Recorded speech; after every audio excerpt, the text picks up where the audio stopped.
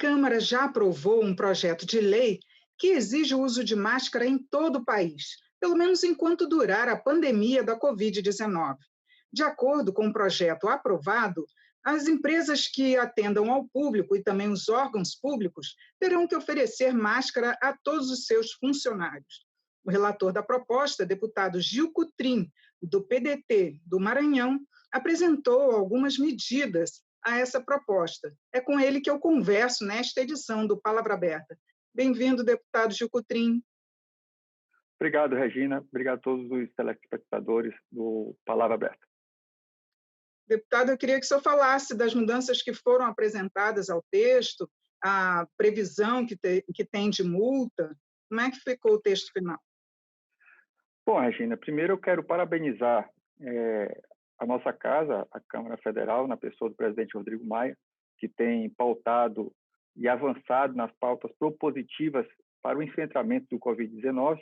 São 14 já aprovados, esperando o Senado apreciar, e tem vários vetos e várias sanções que ainda está para ser feita pelo governo federal. Então, aí, parabenizar a casa e, ao mesmo tempo, também pela condução que ele vem fazendo, enfrentando essa pandemia, dando uma segurança jurídica e de saúde também para a nação brasileira.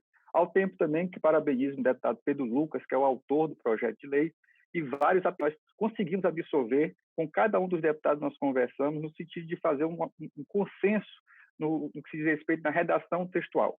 Então, o Pedro Lucas, da mais alta competência, é um deputado novo, da mesma idade que eu, do mesmo estado que eu, entramos na mesma legislatura e demonstrou uma capacidade de vislumbrar, em meio de toda essa pandemia que nós estamos vivendo, criar um projeto de lei do uso obrigatório da máscara. Ou seja, nós temos aí a Organização Mundial de Saúde que tem dito em alto e bom tom que o isolamento social, o distanciamento, a higienização rotineira a todo momento é fundamental para a prevenção e para prevenir também a disseminação dessa doença.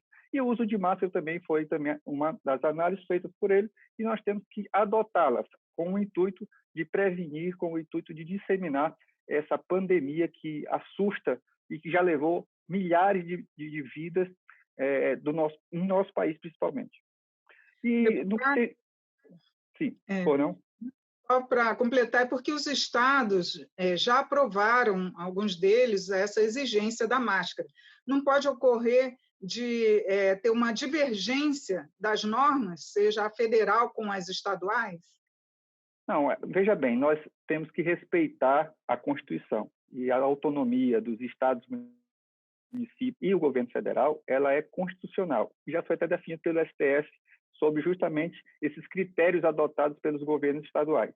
O intuito da lei foi justamente um caráter preventivo, educativo, para normatizar. A verticalização da norma ela é urgente, porque tem vários municípios e vários estados que ainda não adotaram.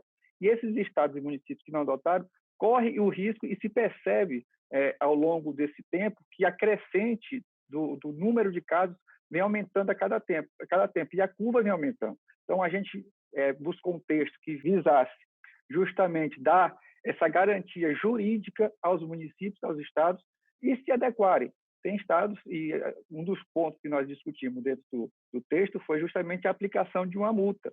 A multa de até R$300 para o indivíduo que for pego sem máscara. Só que isso foi suprimido do texto em relação ao destaque feito salvo engano, pelo DEM, que foi acolhido em plenário. Como o plenário ele é soberano, nós tivemos que suprimir isso do texto e ficou a cargo da regulamentação dos estados e municípios o critério da multa. E eles vão distribuir essas máscaras, já que tem uma população muito pobre aí que não poderia comprar?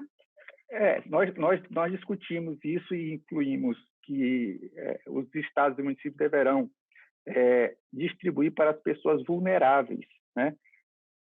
Ou a extrema pobreza, os que estão no cadastro único, os que estão inscritos nos programas sociais.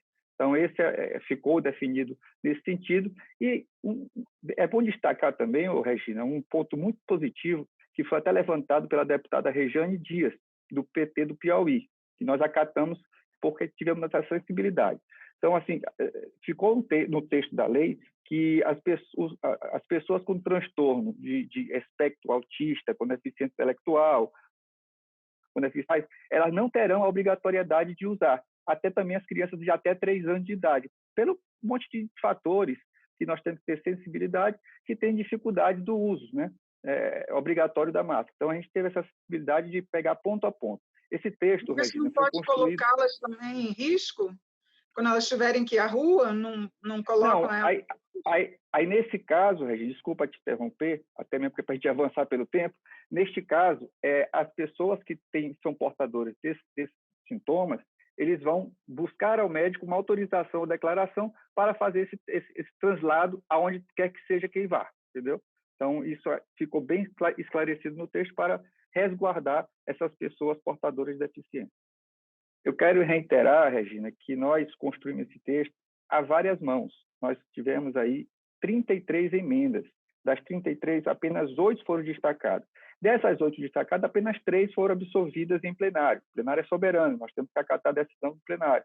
Dentre elas foi que nós suprimimos, como eu disse anteriormente e repito, a multa de até R$300, porque eles acharam que quem tem que regulamentar, nós absolvemos e retiramos do texto a multa de até R$300 para os indivíduos, pessoa física, né?